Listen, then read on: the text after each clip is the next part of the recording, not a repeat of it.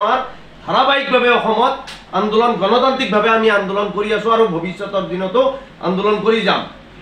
যি আমাৰ বিভিন্ন অসমৰ বিভিন্ন ঠাইতে যি অমানৱীয় উচ্ছেদ, যি উচ্ছেদৰ নিচিনা পৰিৱেশ, ভয়াৱহ পৰিৱেশ অসমৰ বিভিন্ন প্ৰান্তত সংখ্যালঘুসকলক বাছি বাছি টাৰ্গেট কৰি পেলাই যি অমানৱীয় উচ্ছেদ মানে কৰি আছে, তেওঁলোকসকলে বন্ধ কৰিব লাগে।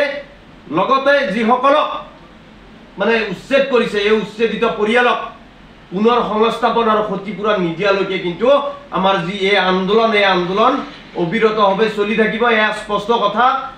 শেহতীয়াভাৱে আমি দেখিবলৈ পাইছো যে আমাৰ মানুহক, সংখ্যালঘুসকলক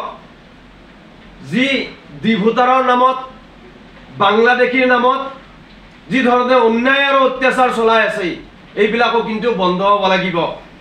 বাংলাদেশীৰ নামত, ভোটাৰৰ নামত, সন্দেহযুক্ত নাগৰিকৰ নামত ৰাতি ৰাতি গৈ পেলাই অসমৰ মাননীয় মুখ্যমন্ত্ৰীৰ নেতৃত্বত যি প্ৰশাসনে ৰাতি ১টা-২টা বজাত গৈ তেওঁলোকসকলক ধৰি আনি কিন্তু ন' মেন লেণ্ডছত তেওঁলোকসকলক যি পুছবেক নীতি আৰম্ভ কৰিছে, এই নীতিকো আমি উত্তৰ পূৰ্বাঞ্চল সংখ্যালঘু ছাত্ৰ সন্থা নেমছো আমি তীব্ৰ বিৰোধিতা কৰিছো। এয়া সংবিধান বিৰোধী।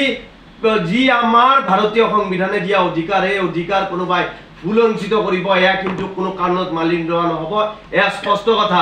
আমি নেমছোৱে বাৰে বাৰে কৈ আছো, আমি বিটিআৰ সমিতিয়ে বাৰে বাৰে অসমৰ মাননীয় মুখ্যমন্ত্ৰীক আহ্বান জনাইছো।